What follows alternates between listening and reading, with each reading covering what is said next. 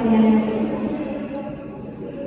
Oke, jadi ibu menggunakan kali ini karena ibu mendengar dari guru-guru bilang kalau dia itu seringkali gugup dan merasa dan ragu-ragu ketika ingin di depan. Nah, jadi ibu ingin mendengarkan langsung dari kamu. Bagaimana menurut kamu?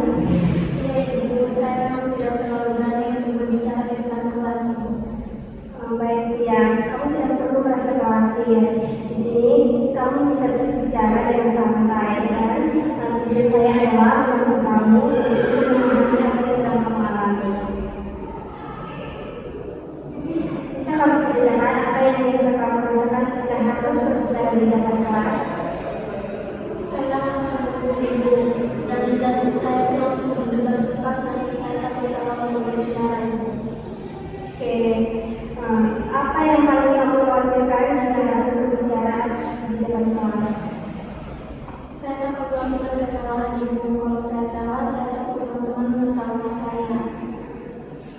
Jadi yang membuat kamu rasa takut adalah ketika kamu membuat kesalahan di depan. Ya ibu, saya juga takut mereka menganggap saya bodoh.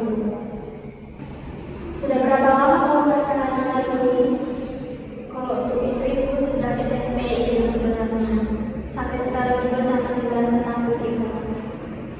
Oke, saya bisa memahami bahwa perasaan seperti itu dalam waktu yang cukup lama tentu tidak mudah.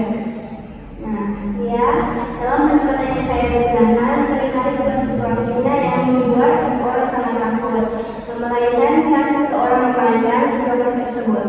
Nah, boleh kita lihat bersama. Boleh ibu.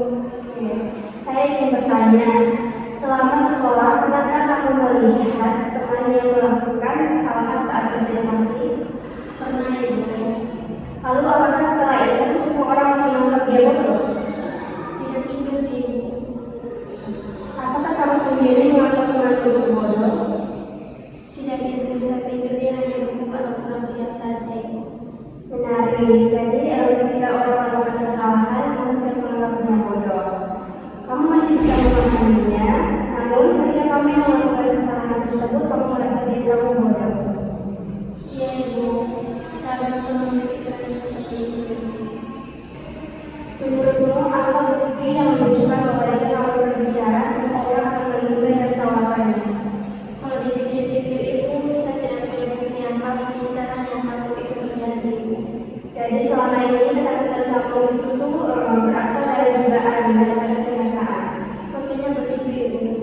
Bagaimana jika kita mengganti pikiran tersebut menjadi saya ingin berbicara dengan baik di depan kelas, tetapi jika saya melakukan kesalahan itu tidak berarti saya bodoh. Kesalahan adalah hal yang wajar dan tetap bisa belajar untuk menjadi lebih baik.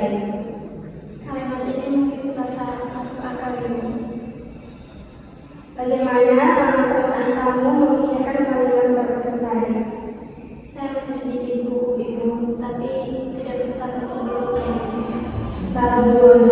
Nah, tujuan kita akan menghilangkan rasa gugup sepenuhnya, melainkan membantu melihat situasi secara lebih realistis dan sehat.